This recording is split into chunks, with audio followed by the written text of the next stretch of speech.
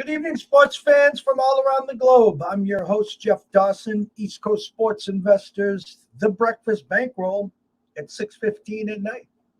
A little change of pace. My co-host, Scott, a little change up for me in the time of our slot, which makes it even better. A chance to go over what has transpired the last few nights in the MLB, get his perspective on the Rays versus the Sox. Talk about the Astros up 7-1, zeros in the Braves game right now, and lead you up to the Dodgers must win against San Francisco tonight. But without further ado, from the Palm Tree State himself, the one, the only, Mr. Scott E. Webb. Scotty, my brother, what is happening? Jeff, it's amazing. We are in the dusk of the day instead of the dawn of the day today. You know, I look out the window and you're right. Sun's down, darkening up. It's good to throw the curveball every once in a while. Keep everyone, guessing. Last time we were together, we were talking Sox and Rays, and looking back, the number, I think the Rays were minus 200 in the series, the Sox plus 180, a number that I thought was fair. A game, two teams that on paper did not match up between the bullpens and, your home field advantage, but your offense, a team that just didn't quit all year. And game one, a blowout, Randy there missed the playoffs himself. Homer steals home, egg on the face. And then this is the real key here. If I told you that the Red Sox would win 3 straight and they would get 1 inning out of Chris Sale, the Sox scored 2 in the first. Sale gives up 5 in the first. And the rest is history from there. The bullpen, Whitlock, Pavetta, Robles, and the list is endless. I'm still in shock. I really am. 1-1 going to Fenway. Sox pull one out in game 2, and then again last night, 5-0 lead. I never felt safe. I knew you guys would not quit. 5-5, and then I guess I'll be second guessing here. You got first base open. There's no one hotter on the planet than Kike Hernandez. Put him on. Hopefully set up the double play or something. But you chose to pitch to him, and that's it. Thoughts? Well, I think that it's a congratulatory situation for the Red Sox because they're not supposed to be there this year. They're supposed to be there next year, or more competitive next year than they were this year. So what if I told you, Jeff, that in the 5 playoff games, there are, well, I shouldn't say 5, of the 10 teams that made the playoffs, there are 4 teams that batted under 200. And there are 3 more teams that are batting 212 or lower. And there's only 1 team that batted over 300. And that team was the Red Sox. And the Red Sox are batting 328 with an OPS of 919. They've got 63 hits in 5 games. So they've hit 11 home runs in 5 games. So I think there's 2 things in play here. I think 1, the offense came for Boston, and 2, I think that in most of those games they started off not in the lead. So the bullpen for Boston was much better than what was advertised, and much better than probably what they had done throughout the season. So it's I find it to be I guess interesting is the best way to say it. Baseball playoffs are something else, and it just is a whole different ordeal. Looking at the Red Sox and the bullpen, their bullpen earned run average is 3.0. They had 3 wins out of the bullpen. they pitched 30 innings and only gave up 21 hits. And say, for example, the team that we thought was going to be good out of the bullpen, the Rays, they pitched 27 innings, gave up 38 hits, and have an earned run average of 6.51 and a win record of 0-3. So that's not the script for the Rays to win. And it most certainly is the script for Boston to win. You get Boston with good offense, the best offense going right now. I mean, you know that even puts them ahead of the Houston Astros in terms of what they've done so far. And in reality, I sit here and I think to myself, I underestimated what the Astros were going to do against the White Sox pitching too. So that doesn't surprise me that those two teams are doing well. The White Sox are the third team that's batting up there in batting average. So the Red Sox, Astros, and White Sox all have hit the ball, and nobody else has anywhere in the league. I mean, the Giants are batting 176, and they've won 2 games and can win it tonight. I mean, are you kidding me? If you would have told me the Giants were going to bat 176 against the Dodgers and have a 2-1 edge and can clinch tonight, I would have said you're full of crap. And the name that slipped my mind was Houck. And so I tell you, Pavetta, Houck, and Whitlock, were big parts of, this run here. And when they've had success in the playoffs with Cora, like you said, the playoffs, the game has changed so much. It used to be starting pitching, get me to the 6th or the 7th, and then we'll get there. I remember back a handful of years ago, Tito, when he was with the Indians, that's when they started their successes. Hey, get me 2, get me 3, and then we're going to go to the bullpen. And it just amazes me. I think the Astros, I'll throw a number up there. I think they're going to have to be at least minus 185 against the Sox.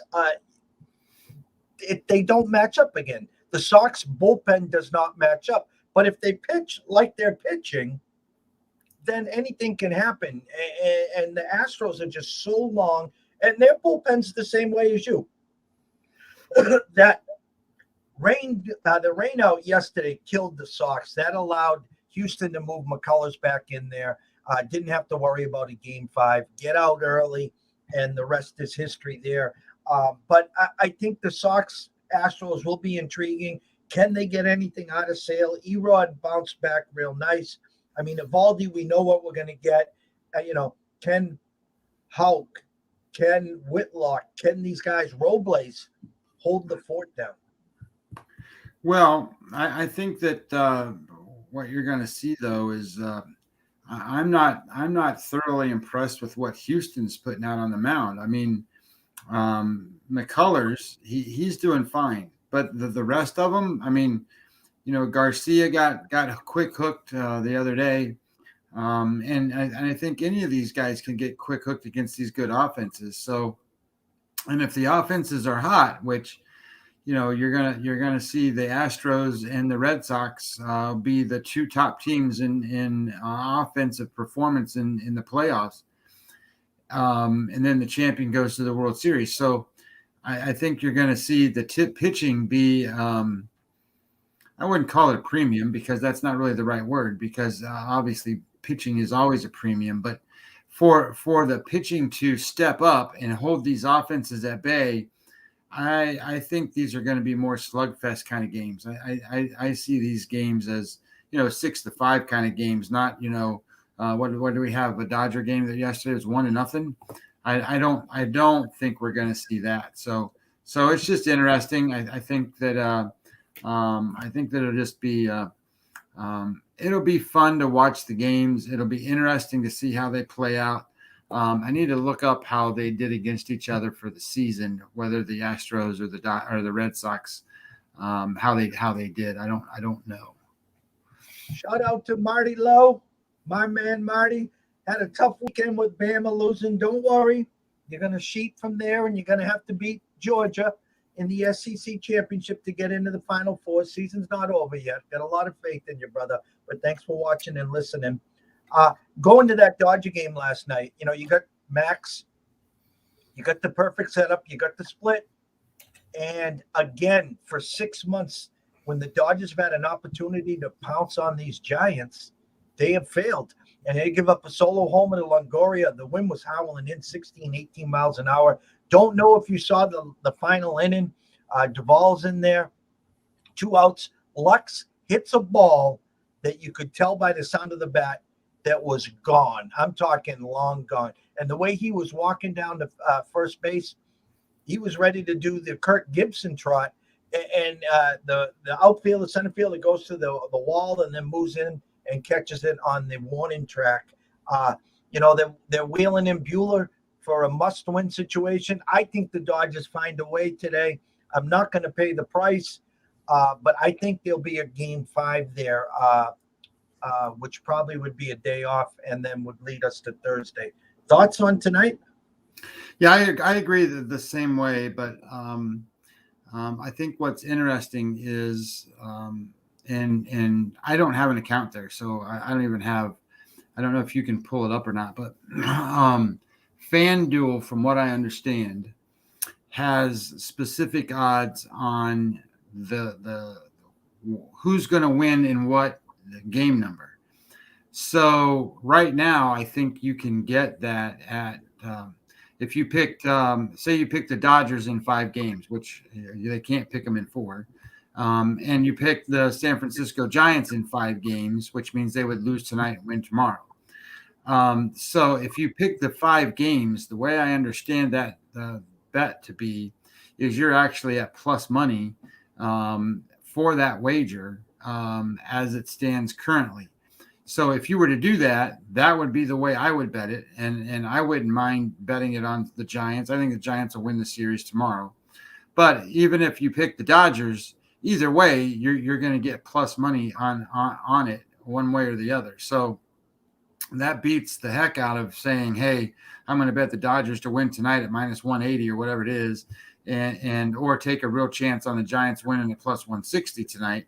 You just bet one of them is going to win tomorrow on a game 5 and still make some decent, make a better bet than betting the line today. So if you can find that, or if someone has a number there, that was my understanding of that wager this morning. But I can't bet that here in Florida. So I was just thinking that was a pretty good wager. I don't know if I can look it up. One of my offshore accounts might have something like that. But I did find a number for you, Jeff, on the matchup from the. Let me go back to that for a second. So they played 7 times this season, and interestingly, it's 5-2 Astros, and the Red Sox won one of the games 12-8, and the Red Sox won the other game 5-1. All the other games are Astros, and it was 11-2, 5-1, 2-1, 7-1, and 8-3. So lots of big scores. I kind of expect that again. I kind of expect a lot of offense because that's what these two teams do. And it wouldn't surprise me that it sort of ended up kind of the way it is here. I mean, if they played 7 games and then you're looking at, that's kind of the same kind of series you're looking at here to a certain degree, best of 7. I could see it being a 4-2 type scenario, and they win in 6, just depending upon what that number looks like. But it doesn't look like, just based off of what they did against each other this season, that it was super competitive. I mean, at home they won 1, and on the road they won 1. So it was 2-1 for the Astros both ways. Yeah, again, Astros are one of these teams, they just get out early and then they just don't take their foot off the gas. And for the Sox, it's all about length. Cora has the magic. He knows what he's got, and they were shredded at the All-Star break for not making the right moves. But they knew they had faith in Whitlock. They had faith in Houck. They knew Sale was coming back. Evaldi is really shaped up to be a big-time, big game pitcher. The thing that was one of their big aces in the first half of the year was Matt Barnes, and now he's useless. He's shot. And so, they're really searching for that eighth inning guy. And but I listen. It's been a great run, like you said to start the show. Excuse me. We're a year away. This is gravy. I'm not going to play the gravy card, though. Don't get me wrong. Listen, it's baseball. We know what happens in these series. Anything can happen. We weren't, we had a winner take all against the Yankees, and then we were, big underdogs against your Rays, and now we're going to be huge underdogs against the Astros. So anything can happen here. No, I mean, we talked about it, just that they got into the playoffs, and that was something that I think at the beginning of the season, if you would have said, hey, they're going to make it to the playoffs, you would have been like, holy crap. And I think that's a wonderful thing for them. I mean, I think it's a great achievement that happened. And I think that that's an achievement of I don't want to call it monumental levels, but if you remember last season, man, they were, they couldn't put a pitcher out there to start a game. They were like the Rays, throwing up all these little guys that would throw 2-3 innings and then they'd throw somebody else. I mean, they couldn't get it going. They had nothing to get it going, and then this year they put it all together, and I think that also shows what value you can have in a on-field manager, right? I mean, the general manager puts the team together, but the on-field manager makes the coexistence of the players right, keeps the attitudes right, keeps the things going in the way they're supposed to be, and I think that that's a testament to Cora, and he should be, I don't want to say rewarded, but certainly get all the accolades that he can.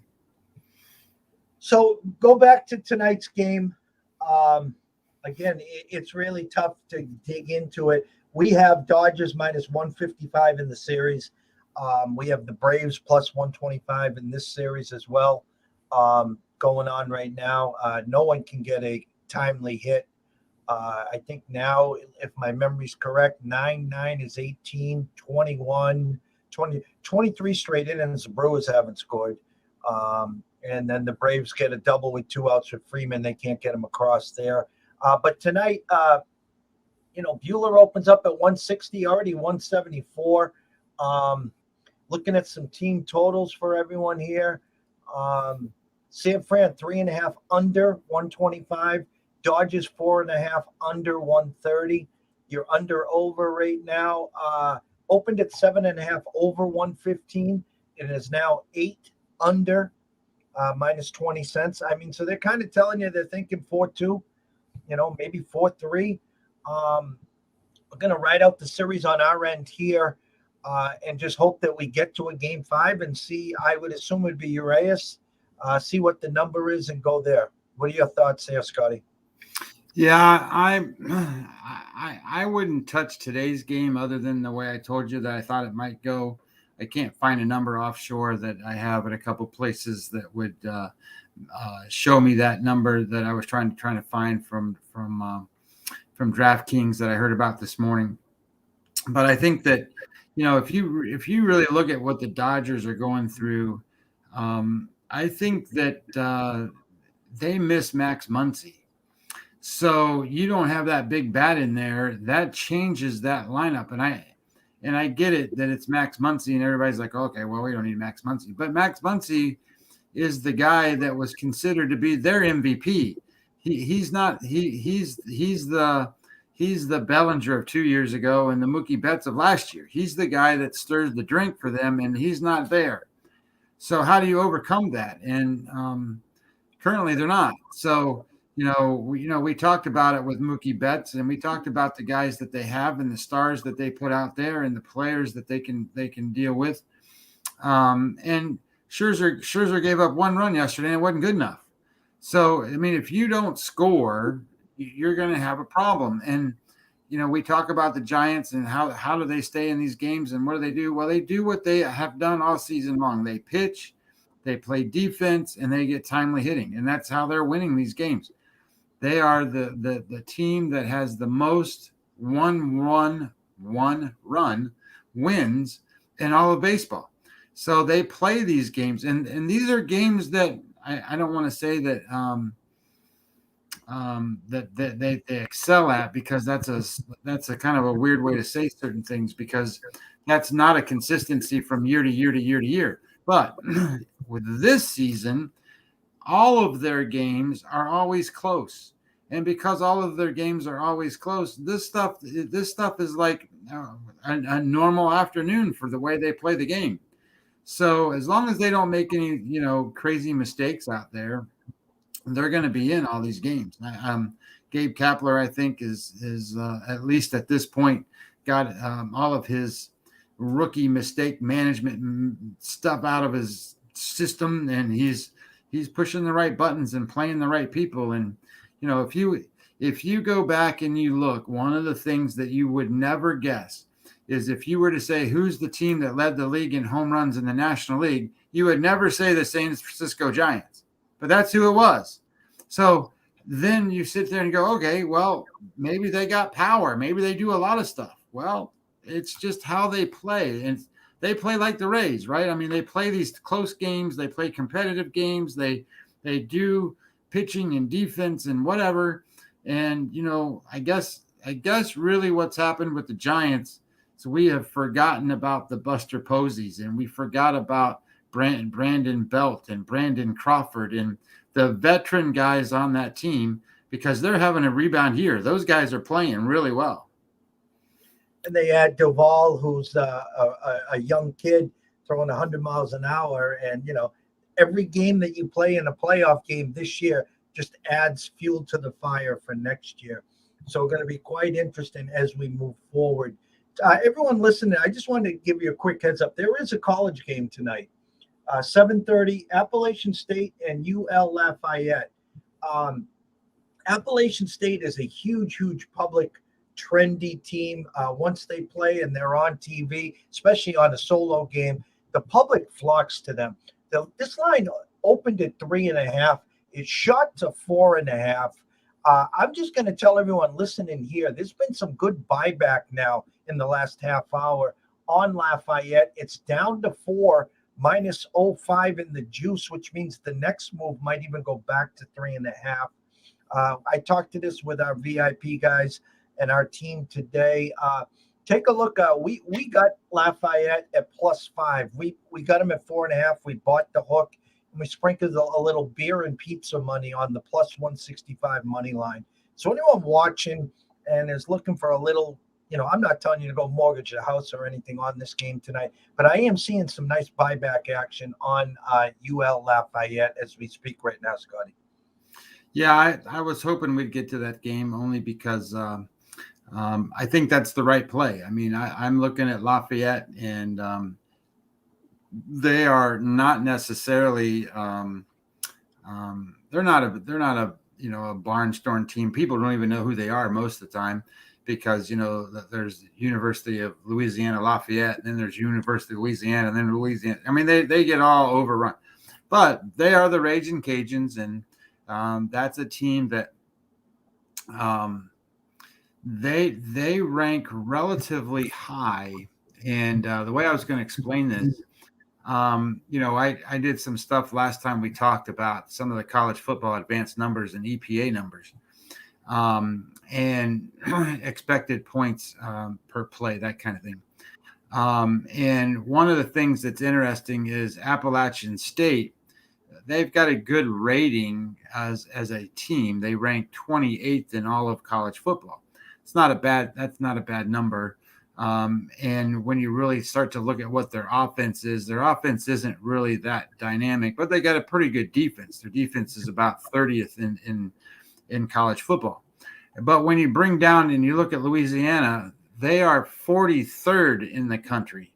So that's not that big of a jump difference. And the truth is, they have a much better offense, and it's all about them throwing the football. Running the football.